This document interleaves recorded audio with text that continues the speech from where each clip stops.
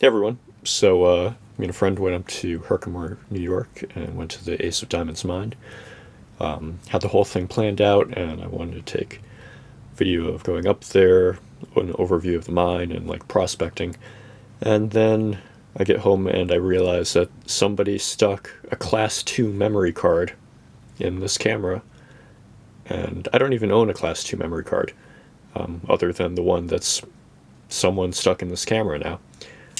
So all my high definition 1080p video did not save. I only got like maybe three 15 to 20-second clips that were short enough to be recorded before the memory card buffer got overran.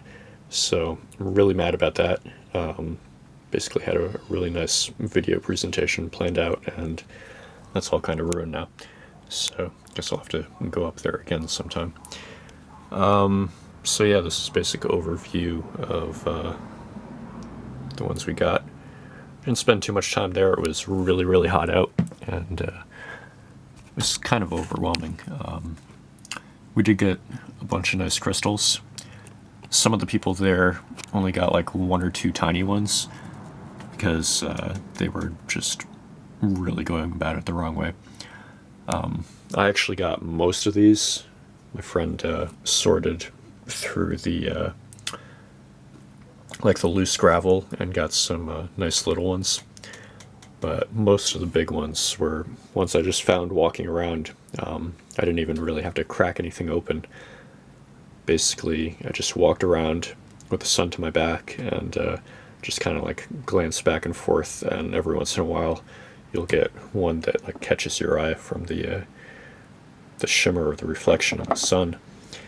And I mean, it was pretty easy. I mean, we could have found more if I cracked them open, but that was just a lot of work, and I really got a lot just like darting around back and forth. And so we got some really tiny little ones here. I'll try to focus on them.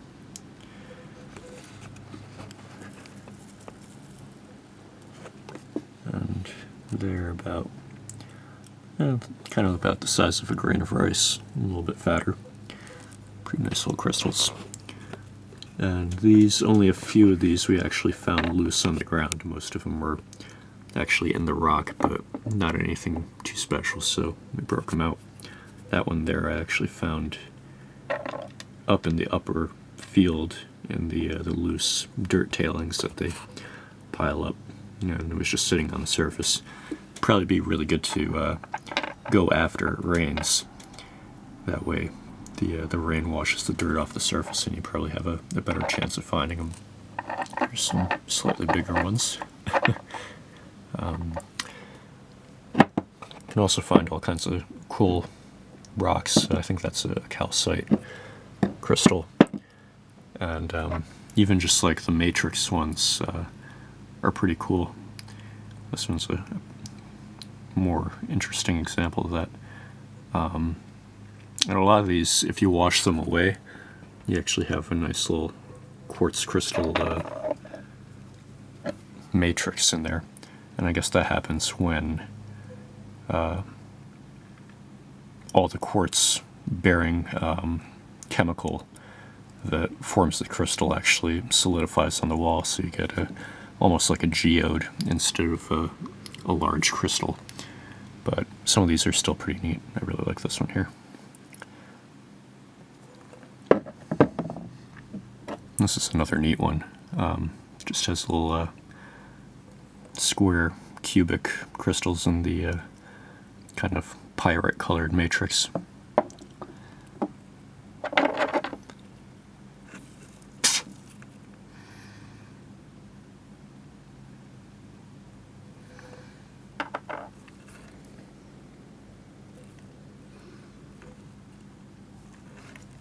Here's another nice one. This was actually three of them all about the same size on the same rock, and then I broke it into more manageable pieces. There's another large chunk that I'll have to bring up in a minute because it's about 40 pounds, but you can definitely find some nice ones. And this one is a weird type of material that we found. up in the upper level. It's a very soft rock. It has like a lot of tarry hydrocarbon type material and has a lot of iron. It's very high iron ore. Could probably crumble this up by hand and get a lot of crystals out of it. You can see a bunch right there, but I think it's pretty neat just as it is, so I'm gonna keep it that way.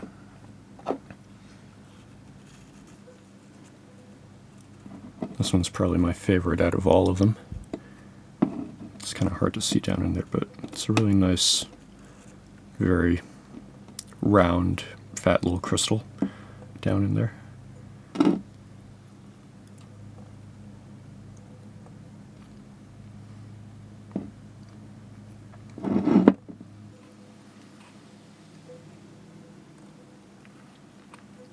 So overall, it was pretty fun. I mean, I had a pretty good strategy going into it. I read a lot of reviews online, and definitely walking around seems to be the best way to find a lot. Now, if you have like a couple days to camp out up there, my strategy would probably have been different. I probably would have just walked around, found all I could at first, and then started doing some actual digging and cracking.